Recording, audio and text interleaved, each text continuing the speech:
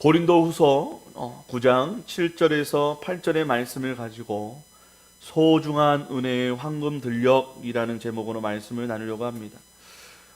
지난 3주간 동안 우리는 황금 들녘이라는 말을 통해서 우리의 헌금 생활을 돌아보았습니다. 첫째 주는 두려움과 안전지대를 넘어 진짜 황금 들녘을 만나기, 둘째 주는 황금 들녘의 3가지 법칙을 나누었고요. 셋째 주는 하나님을 여러분의 황금 들녘에 초청해야 한다고 말씀 나눴습니다. 그리고 오늘은 황금 들녘의 4번째 설교인데요. 이번 헌금 시리즈 설교를 하면서 제 자신에게 2가지 질문을 솔직하게 해보게 되었습니다. 나는 왜 헌금 생활을 하고 있는가? 여러분들은 왜 헌금 생활을 하고 계시나요? 한번 생각해 보셨으면 좋겠어요. 앤디 스탠리는 이런 대답을 합니다. 인생에서 가장 두려운 것은 넉넉하게 소유하지 못해서가 아니라 하나님이 나의 인생에 계시지 않기 때문이다 라고 말했다고 합니다. 인생에는 두려움이 있는 것이 당연한 일입니다. 그런데 어떤 방법으로 우리의 두려움 앞에 서느냐 하는 것은 바로 우리의 선택이라는 것이죠. 돈을 저축하는 것으로 두려움 앞에 서려는 사람이 있고, 하나님과 함께하는 삶으로 두려움 앞에 서려는 사람이 있다는 것입니다. 그것이 성경이 말하고 있는 사울과 다윗의 차이일 수 있겠지요. 사울 왕은 자신의 권력을 세워가고 힘을 키우고 경쟁 상대를 죽이는 것으로 그 두려움 앞에 섭니다. 그래서 자신에게 방해가 되는 다윗을 죽이려고 했지요. 그런데 다윗은 반대입니다. 다윗은 두려울 때마다 하나님께로 나아갑니다. 그러면서 고백하지요. 나의 힘이 되신 여호와여, 내가 주님을 사랑합니다. 이것이 다윗의 고백이었습니다. 다윗은 그렇게 날마다 두려움 앞에 직면할 때면 주님 앞에 나아갔다는 것이지요. 그렇다면 우리의 헌금 생활에는 어떤 원칙이 세워져 있는가 또 한 번 생각해 보았으면 좋겠습니다. 사람마다 자신의 삶의 원칙이 있습니다. 그 원칙이 사실은 우리들의 삶을 세워가는 것이지요. 헌금 생활도 마찬가지입니다. 원칙이 우리를 이끌어 갑니다. 사랑하는 여러분, 여러분의 헌금 생활의 원칙은 무엇입니까? 율법입니까? 의무입니까? 아니면 내가 받은 은혜입니까? 여러분과 제가 우리들의 헌금에 들어있는 원칙을 한번 생각해 보셨으면 좋겠어요. 돈이 있으면 내고 없으면 안 내고, 많이 있으면 내고 없으면 안 내고, 어떤 원칙이 우리 안에 있는지 한번 돌아보았으면 좋겠습니다. 우리가 헌금하는 2가지의 이유가 있는데, 그것은 바로 우리는 은혜 때문에 헌금을 한다는 거예요. 은혜. 우리가 받은 은혜가 있기 때문에 헌금을 할 수 있다는 거예요. 제 자신에게도 한번 물어봤습니다. 박 목사, 너는 왜 헌금 생활을 하고 있니? 한번 좀 묵상하면서 생각을 해봤습니다. 그래서 제가 찾아낸 답은 저 또한 은혜였습니다. 저는 은혜 때문에 헌금을 합니다. 이것이 제가 헌금한 생활하는 가장 첫 번째 이유가 되는 것이지. 은혜 때문이라는 말은 무엇일까요? 은혜는 하나님께서 저에게 해주신 일이 있다라는 것입니다. 헌금은 하나님이 하신 일에 대한 저의 반응이라는 것입니다. 주리라는 복음 성가 가수가 부른 1000번을 불러도 라는 찬양이 있죠. 다 알고 계실 것 같은데 이렇게 시작합니다. 1000번을 불러봐도 내 눈에 눈물이 멈추지 않는 것은 십자가의 그 사랑, 나를 살리려 지신 그 십자가, 모든 물같이 나의 더러운 죄 씻으셨네. 나를 향한 그 사랑, 생명을 내어주사 영원한 생명을 내게 주심을 감사해 라는 가사가 있습니다. 맞습니다. 하나님께서 우리에게 주신 은혜가 있어요. 나를 불러주시고 나를 씻어주시고 나를 새롭게 해주시는 은혜가 있다는 것입니다. 그래서 이 은혜 가운데 우리는 이렇게 고백할 수가 있어요. 이 은혜에는 전제가 있는데 어떤 전제가 있느냐? 어떻게 나 같은 사람을 이라는 전제가 있다는 것입니다. 어떻게 나 같은 인간이 하나님의 자녀가 되었을까?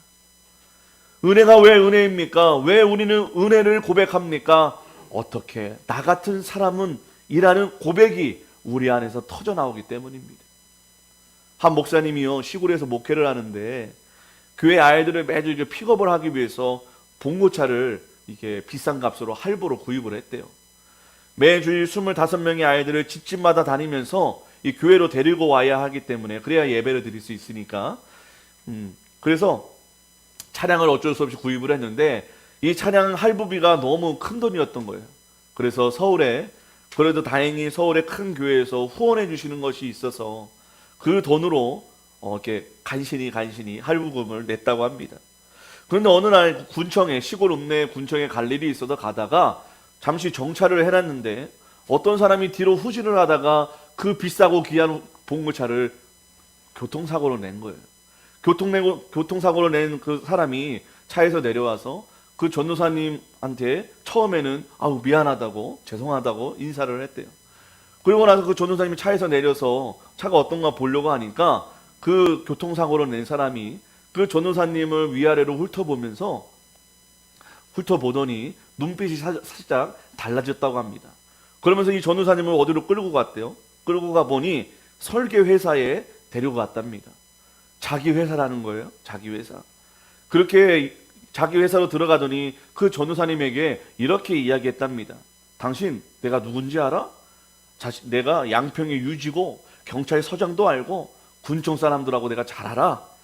그러더니 내가 좀 생각을 해보니까 내가 잘못한 게 없는 것 같아. 당신이 잘못한 거야 라는 말로 자신이 책임질 수 없다고 내팽겨 치더랍니다. 젊은 20대 청년이었고 남루한 옷차림이었고 보잘것없어 보이는 그런 모습, 또한 교회의 전도사라는 신분.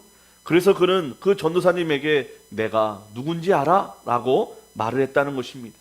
그 말이 오랫동안 그 전도사님에게 오랫동안 남게 되었다고 합니다. 상처가 되었을 것 같아요. 자신을 무시한 거죠.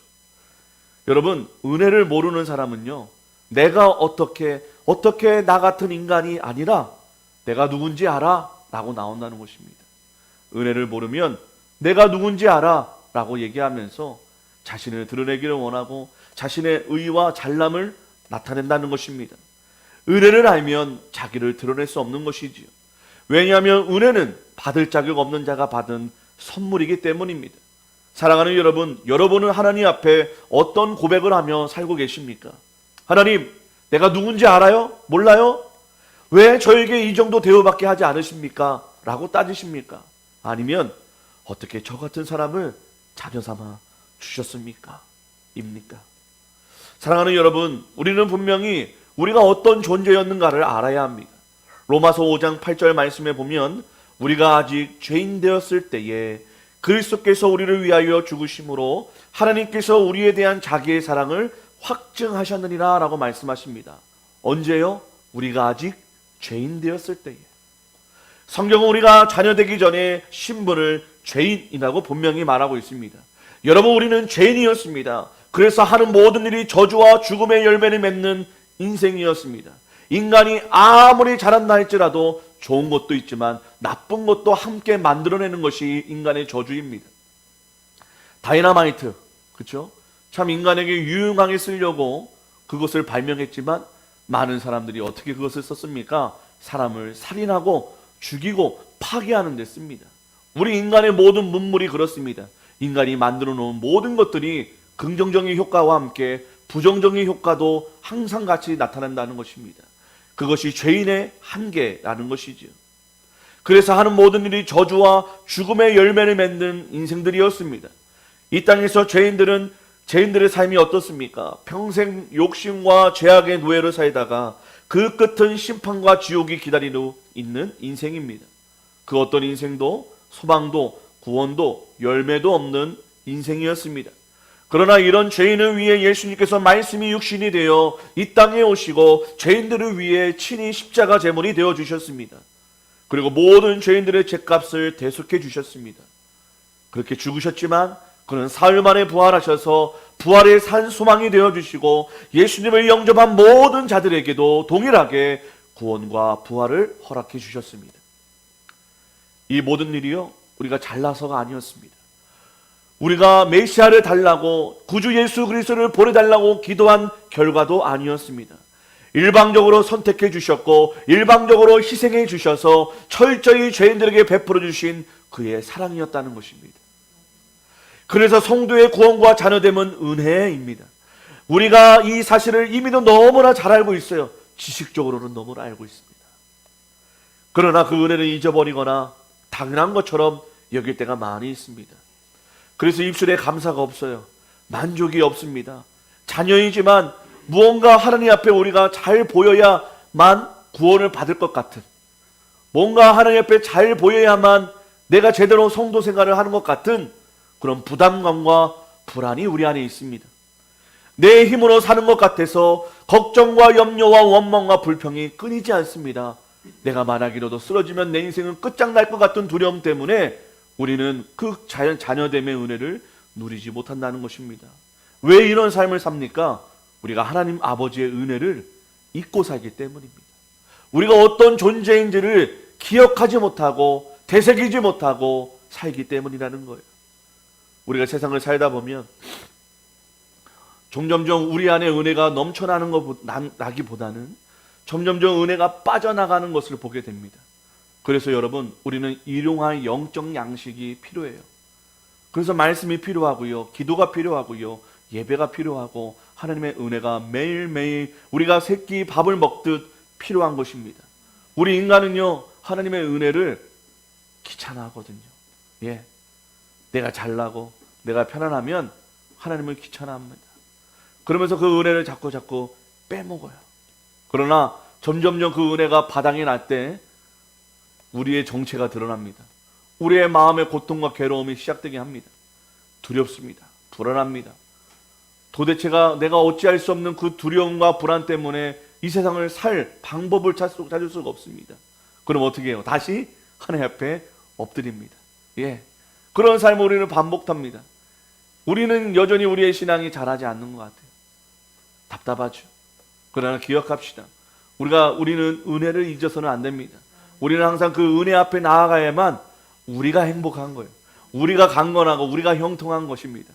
제가 요즘에 깨닫는 은혜 받는 통로가 있습니다. 그게 뭐냐면 뭐 별거는 아닌데 별거더라고요. 별거 아닌데 별거예요. 그게 뭐냐면 성경 말씀을 큰 소리로 읽는 것입니다. 읽으니까요 배가 불러요. 밥을 많이 안 먹게 돼요. 그리고 배가 부르고 평안해져요. 제가 밥을 조금 먹게 되더라고요. 왜 그런가 생각을 해보니까 내 심령이 배가 부르니까 허기지지 않는구나. 쓸데없이 이것저것 다른 생각이 들고 먹고 싶은 것이 아니라 조금만 먹어도 배가 부르는구나. 내 영혼이 채워지는구나 라는 것을 경험하게 되었습니다. 여러분, 내 영혼이 또 내 육신이 허기질 때 말씀을 읽음으로 그 배와 그 영혼을 채우시기를 바랍니다. 놀라운 일이 일어나게 될 것입니다. 여러분, 우리는 하나님의 은혜를 별것 아닌 것으로, 또한 그 은혜를 귀찮은 것으로, 또 가볍게 여기는 그 죄악을 회개해야만 합니다. 특별히 우리가 죄를 지어서가 아니라 은혜를 은혜로 여기지 못하게 만드는 내 완악하고 완고한 마음을 그 십자가 밑에 무릎 꿇고 우리가 회개해야 할 줄을 믿습니다. 그때 비로소 우리는 은혜를 회복하고 철저히 나의 나됨이 아닌 은혜로 살아가는 삶으로 회복될 것입니다. 그렇다면 왜 우리는 은혜로 살아가야 할까요? 은혜를 모르고 살면요, 구원받기 이전의 죄인의 삶과 전혀 다르지 않기 때문입니다. 오직 죄인만이 나는 죄가 없다고 외쳐야 됩니다. 여러분, 수많은 유치장에 가면요, 죄인들이 많이 있습니다. 그 사람들한테 물어보세요. 당신 죄인입니까? 그러면 나는 죄 지은 게 없다고 그래요. 나는 잘못한 게 없다고 외쳐야 됩니다. 근데 왜 들어가 있죠? 죄인이지만 그 죄인들의 특징은 내가 죄가 없다는 거예요. 자신의 죄를 볼 수 있는 눈이 없다는 것입니다. 오직 은혜를 아는 자만이 자신이 죄인이었음을 깨닫고 자신을 부인하고 오직 예수만 높일 수 있는 삶이 됩니다. 그러나 은혜 받은 자가 은혜를 잊고 살면 은혜 대신에 섭섭함과 원망과 불평과 분노와 슬픔과 허망함으로 가득한 죄인의 삶을 다시 살아가는 거예요. 이 삶은 결국 누구와 멀어지는 삶이겠습니까? 누가 싫어지는 삶이 되겠습니까? 나를 구원하신 진짜 나의 아버지가 싫어지고 귀찮아지고 그분이 전혀 나와 상관없는 존재로 여겨지는 삶으로 흘러가게 된다는 것입니다. 여러분, 그 삶은 여러분들도 경험해 보셨겠지만 소망이 없는 삶이에요. 기쁨이 사라지는 삶입니다.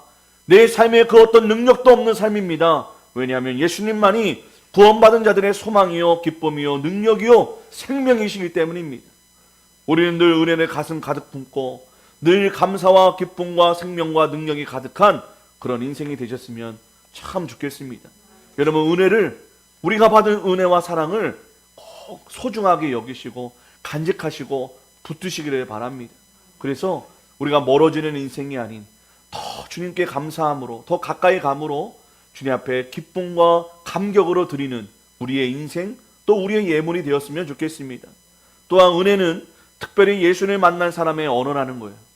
여러분, 은혜 받았다, 세상 사람들 그런 말 하던가요? 안 합니다. 절대 안 합니다. 내가 능력이 있어서, 내가 똑똑해서, 내 학벌이, 내 백그라운드가 좋아서, 내가 열심히 일해서, 다 나의 의의를 칭찬하지 은혜라고 말하는 사람은 없습니다. 그러나 예수 만난 사람은 은혜라고 말합니다. 우리가 누구인지를 말해주는 것이지요. 예수의 사람은 은혜를 말하는 사람입니다. 말만 아니라 은혜로 사는 사람이 되어야 되는 것이지요. 은혜는 죄인에서 자녀된 삶의 시작이기 때문입니다. 우리는 은혜를 만나고 나서 새로운 삶을 시작하게 된 사람들입니다. 은혜 때문에 우리는 그의 은혜의 깊이 안에 눈이 달라지고 말이 달라지고 보는 것이 달라지는 사람입니다. 은혜는 우리의 구원이며 우리의 축복이라는 거예요. 자꾸 은혜 하니까 어떤 여자 이름 같아서 저도 자꾸 헷갈리는데, 저는 예수님께 은혜를 받았습니다. 저 같은 사람을 불러주셨고 용서해 주셨고 또 새롭게 날마다 나를 만들어가 주십니다. 그래서 저는 그 은혜로 살아갑니다. 그 은혜가 저를 하루하루 살게 해 주십니다. 저는 다시 생각해보고 제 자신에게 물어봅니다. 나는 왜 헌금을 하는가? 생각해보니 제가 은혜 받은 죄인이었기 때문입니다. 여전히 죄인 같은 인생을 살지만 하나님은 나에게 자녀라고 말씀하시고 의인이라 말씀하시지만 제 삶은 여전히 죄인의 삶과 다르지 않거든요.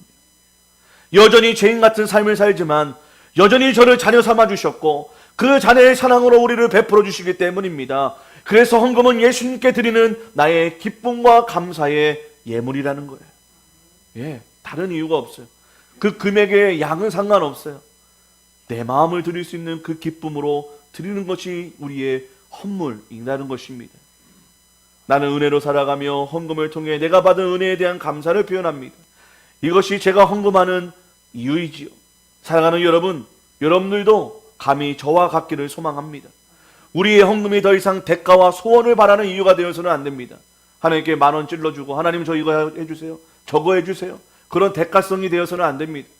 이미 하나님께서 우리에게 베풀어 주신 은혜와 사랑, 그 놀라운 십자가 은혜로 우리는 매주 감격과 감사로 드리는 삶이 되어야 될 줄을 믿습니다. 여러분 충분해요.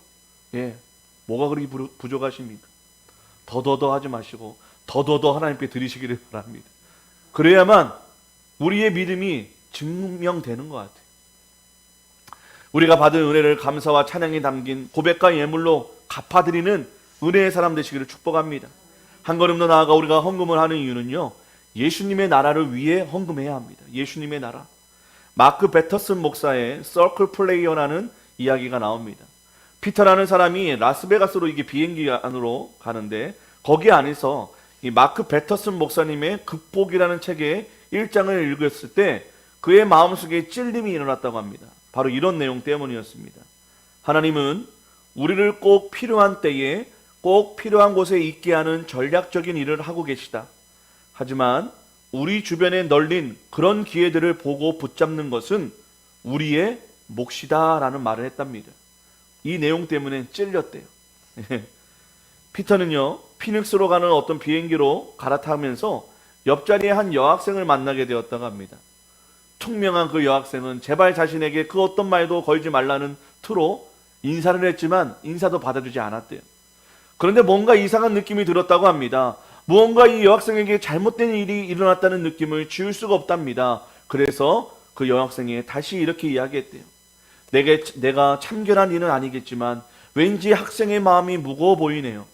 혹시 낯선 사람이지만 털어놓고 싶은 이야기가 있다면 제가 열심히 들어보겠습니다.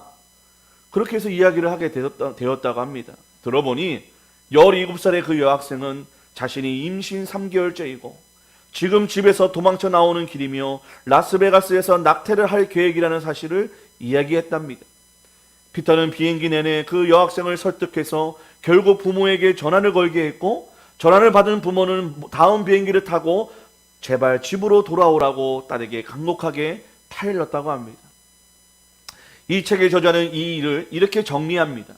그날 그런 일이 일어난 것은, 그 여학생 옆으로 자신의 좌석 배치가 된 것은 하나님의 뜻이라고 믿은 한 남자로 인해 비롯된 일이다. 그날 그런 일이 일어난 것은 그 여학생 옆으로 자신의 좌석 배치가 된 것을 하나님의 뜻이라고 믿은 한 남자로 인해 비롯된 일이다 라고 정리를 합니다. 죽으려 했던 인생과 생명을 살리시는 예수님의 나라가 그 비행기 안에서 일어난 것입니다. 사랑하는 여러분, 여러분들은 어떻게 생각하십니까?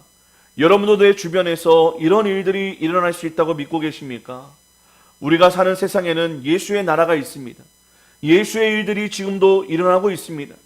예수의 나라는 우리들을 구원하는 나라입니다. 예수의 나라는 우리를 살리시는 나라입니다. 성경도 바로 예수의 나라를 말씀하고 있는데요. 마태복음 15장 33절에서 34절의 말씀을 보면, 제자들이 이르되 광야에 있어 우리가 어디서 이런 무리가 배부를 만큼 떡을 얻으리이까? 예수께서 이르시되 너희에게 떡이 몇 개 있느냐? 이르되 7개와 작은 생선 2마리 있나이다 하거늘, 제자들은 광야에서 예수님의 말씀을 듣던 수많은 무리들에게 먹을 것을 걱정합니다. 그래서 제자들이 어디서 이런 무리가 배부를 만큼 떡을 얻으리까? 라고 말하지요. 여러분, 예수님을 3년이나 따라다녔어도 제자들은 아직도 예수님의 나라를 몰랐습니다. 세상의 기준으로 밖에 생각할 줄 몰랐던 것이지. 그러자 예수님께서 제자들에게 말씀하십니다. 너희에게 떡 몇 개가 있느냐? 제자들이 대답하지요. 7개가 있습니다. 예수님은 왜 제자들에게 그런 질문을 하셨을까요? 제자들은 예수님의 질문의 의도를 모르니까 7개라는 대답밖에 할 수 없었습니다. 그런데 그것을 사람들에게 나누라고 하시자 무리가 배불리 먹고 남은 조각을 7 강주리에 차게 거두었다고 말하고 있습니다. 빵 7개가 배불리 먹고도 남는 7 강주리가 남게 된 것이지요. 이 기적을 통해 예수님은 제자들에게 예수의 나라가 어떤 것인지를 보여주십니다. 그래서 제자들에게 그것을 알려주시려고 하십니다. 바로 7 강주리의 기적이라는 것이지요. 예수님의 나라는 불가능이 가능이 되는 나라입니다. 부족함이 풍성함이 되는 나라입니다. 죽음이 생명으로 변화되는 나라입니다. 심판이 구원으로 변화되는 나라라는 것입니다. 그가 계시는 곳곳에 이러한 일들이 일어난다는 거예요. 그래서 그가 메시아이고 그가 그리스도이신 것입니다. 이제 예수님의 승천 후 이제 제자들도 그렇게 붙들고 고백했던 그 하나님의 나라, 예수님의 나라를 기억하며 목숨을 걸고 예수를 전하고 복음을 전하는 인생으로 변화되게 됩니다. 우리도 마찬가지지요. 우리도 예수님을 만나고 예수님의 나라를 믿게 되었습니다. 나를 구원하신 그 나라를 믿게 되었다는 것입니다. 저뿐만 아니고 우리뿐만 아니지요. 수많은 영혼을 하나님의 자녀로 구원하시는 나라가 있음을 우리는 알고 있다는 것입니다. 그리고 그 나라의 백성으로 살아가는 우리들에게 큰 은혜와 사명을 주셨다는 것입니다. 여러분, 왜 헌금합니까? 이 질문에 대한 답은 바로 두 번째로 이것입니다. 예수의 나라를 위하여 우리는 헌금해야 한다는 것입니다. 예수의 나라, 죽음과 저주, 죄악과 절망이 가득한 사단의 나라에 있어 생명과 부활, 소망과 기쁨이 가득한 예수의 나라 안에 나를 초청해 주셨고 살아가게 해 주셨듯이 그 나라가 더욱 세워지고 확장되어 가기를 원하신다는 거예요. 바로 우리의 전도와 우리의 헌금을 통해 말입니다. 그리고 더 많은 사람들이 예수의 나라 안에 들어오기를 소망하십니다. 그렇기에 그 나라를 위해 우리는 헌금해야 한다는 것입니다. 그러나 우리가 헌금하지 못하는 이유가 무엇입니까? 우리가 헌금에 주저하는 이유가 무엇입니까? 재정적인 문제가 있기 때문이 아니라는 거예요. 우리가 헌금하지 못하는 이유는요, 나의 나라가 예수님의 나라가 아니기 때문입니다. 내가 사랑하고 내가 원하고 내가 꿈꾸는 나라가 예수님의 나라가 아니기 때문이라는 거예요. 만약 우리가 여전히 세상 나라의 사람이라면 왜 굳이 헌금을 하겠습니까? 헌금할 이유가 없어요. 반대로 우리가 예수의 나라에 속해 있다면 어떻게 그 나라에 헌금하지 않을 수 있겠습니까? 사랑하는 여러분, 나의 나라의 국적이 어디이십니까? 세상 나라이십니까? 예수님 나라이십니까? 적어도 여기 계신 분들은 예수님의 열심으로 구원받은 예수님 나라의 사람들인 줄을 믿습니다. 그렇다면 내 나라가 부강하고 내 나라에 더 많은 사람들이 살아갈 수 있도록 투자하고 헌신하고 드려야 할 줄 믿습니다. 우리 모두 기억하시기를 바랍니다. 우리는 세상 나라에 살고 있지만 우리의 진짜 국적은 예수님 나라인 줄을 믿으시기를 바랍니다. 그렇다면 나의 영원한 조국인 예수님 나라에 우리가 충성하고 헌신하는 예수님 나라의 백성 되시기를 다시 한번 축복합니다. 마지막으로 우리는 헌금 생활의 원칙이 있어야 합니다. 그 원칙이 뭘까요? 우리 오늘 읽은 고린도후서 9장 7절 말씀인데요. 우리 주보를 보고 함께 읽도록 하겠습니다. 시작. 각각 그 마음에 정한 대로 할 것이요.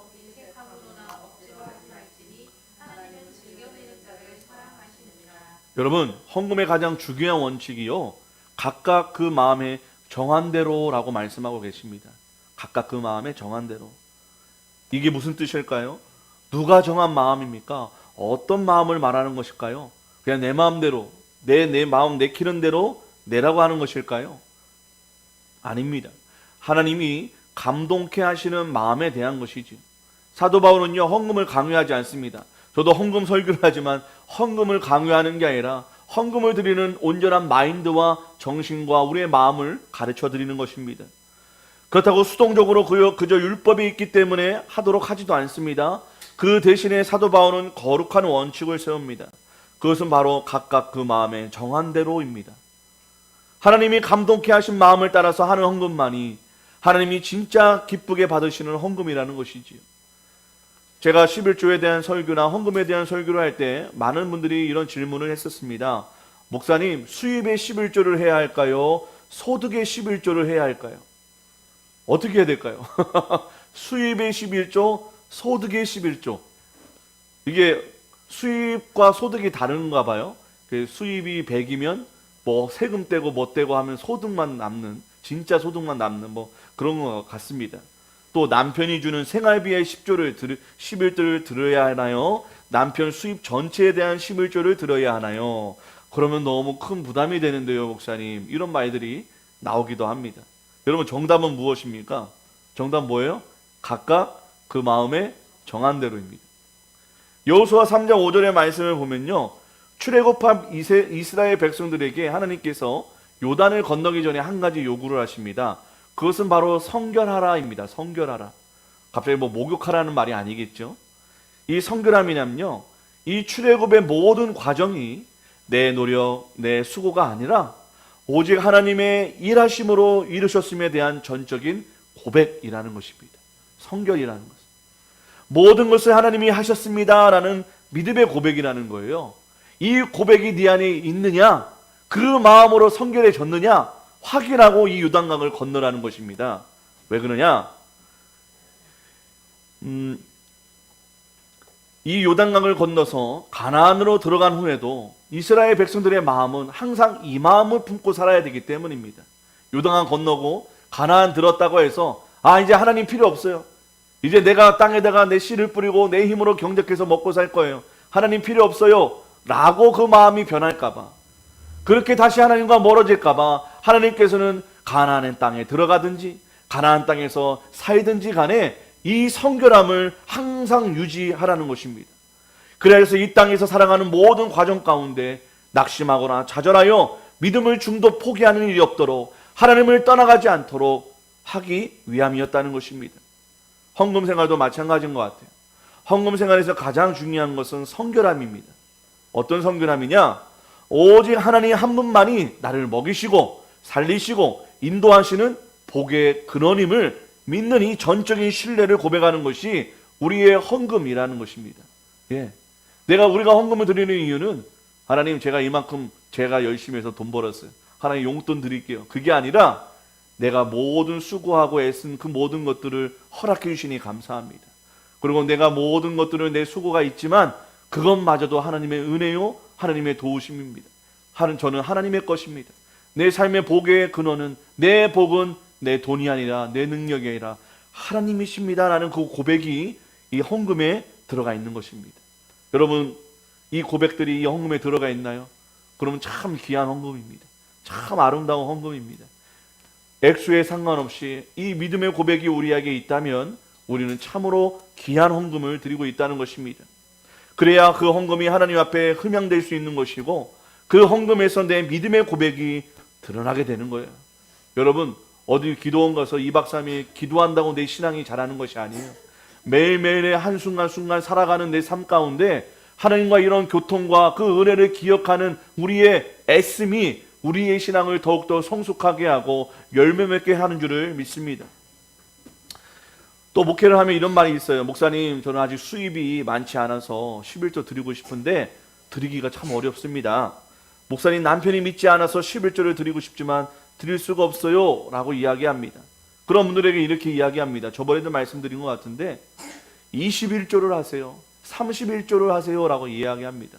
11조가 부담이 되면 21조를 하라는 거예요. 더 11조, 만약에 100만 원을 벌면 원래 10만 원을 해야 되잖아요. 근데 그 10만 원이 너무 부담이 되면 3만 원이라도 2만 원이라도 그 11조를 하나님 앞에 정성을 들여서 또 하나님의 은혜를 향한 감사의 마음을 담아 시작하라는 것입니다. 안 드리는 것보다는 좀 불완전하지만 그래도 내 마음을 완전하기에 드리는 것을 하나님께서 받으실 줄을 믿습니다. 그렇게 우리는 훈련해야 합니다. 아깝죠. 저도 얼마 되지 않은 11조 헌금이지만 저에게는 큰 돈이기 때문에 부담이 됩니다. 목사도 부담이 되는데 성도님들 더욱더 그러시겠죠. 그러나 마음을 다잡는 것이죠. 이 모든 것이 내 것이 아니라 하나님께서 허락해 주셨기 때문에 이것을 하나님 앞에 드리는 것은 마땅하다. 그것이 나를 지키는 힘이다. 내가 물질의 노예가 되지 않고 내가 두려움의 노예가 되지 아니하고 하나님이 하나님의 자녀로서 하나님이 먹이시고 살리시는 인생으로 내가 확신하며 살아가기 위해서 내 스스로 그 마음을 하나님 앞에 드리는 것입니다. 헌금 생활의 원칙은 성결함입니다. 그것이 각각 마음에 정한 대로의 진짜 의미입니다. 내 손이 아닌 그가 나를 책임지시고 인도하심을 고백할 수 있는 만큼 드리시면 됩니다. 만일 드리는 것이 아깝게 느껴진다면 그 돈이 내 돈이라고 생각하기 때문입니다. 내가 고생해서 번 돈이라고 믿기 때문입니다. 그러나 그렇지가 않습니다. 우리의 모든 것이 하나님께로부터 온 것입니다. 그래서 은혜입니다. 우리는 은혜로 살아가기에 드리는 것이 아깝지 않는 것입니다. 아무리 드려도 우리는 마르지 않는 복의 근원이 우리의 구주 되시며 아버지 되시기 때문입니다. 우리의 고백과 함께 헌금의 분량도 날마다 풍성해지시기를 축복합니다. 날마다 풍성해진다는 것은 하나님이 우리의 삶을 풍성하게 날마다 채우시기 때문인 줄을 믿습니다. 하나님께서는 먼저 달라고 안 하세요. 선 공급 후 이렇게 달라고 하십니다. 하나님이 먼저 채우심이 있을 때 하나님께 우리가 마음껏 드릴 수 있는 복된 성도 되시기를 축복합니다. 사랑하는 여러분, 우리는 오늘 왜 헌금을 하는가에 대한 질문에 답하면서 말씀 나누었습니다. 왜 우리는 헌금을 하는 것일까? 우리가 받은 은혜에 감사하기에 드리는 것이지요. 또한 내가 속한 예수님 나라의 확장과 더 많은 사람들이 이 나라 안으로 살아가게 하기 위함입니다. 또한 나의 성결함을 드리기 위함이라고 말씀드렸습니다. 내 모든 삶이 내 힘과 능력이 아닌 오로지 하나님의 능력과 인도하심으로 살아가고 있음을 고백드리는 것이 우리의 헌금의 이유라고 말씀드렸습니다. 다시 한번 내 자신에게 물어봤으면 좋겠습니다. 나는 과연 왜 헌금을 하는가? 이 질문의 답들이 만일 오늘 들은 말씀과 그 방향과 목적이 달랐다면 오늘 이 세 가지의 방향으로 우리의 마음을 돌려보는 것은 어떨까요? 그때 우리는 하나님이 나를 사랑하는 자임을 깨닫게 될 것입니다. 모든 은혜를 우리에게 더욱 넘치게 하셔서 내가 할 수 있는 착한 일을 넘치게 하게 해 주실 것입니다. 그 착한 일은 나에게도 착한 일이 되어서 내 자신을 기쁨과 감사와 만족의 삶으로 가득하게 될 것입니다. 온갖 정신병들이 치유되고 내 삶의 의미가 회복될 것입니다. 사랑하는 여러분, 우리 모두가 최선의 마음으로 우리 예물을 정하되 내가 받은 은혜를 기억하며 인색함과 억지로가 아닌 즐겨내는 자가 되기를 원합니다. 그리하여 함께하는 이웃, 예수님의 나라를 살리고 복되게 하는 착한 일들이 넘치는 인생, 하나님을 영원롭게 하는 인생이 되어 진정 하나님이 가꿔 주시는 황금들력을 누리시는 저와 여러분 되시기를 주님의 이름으로 축원합니다.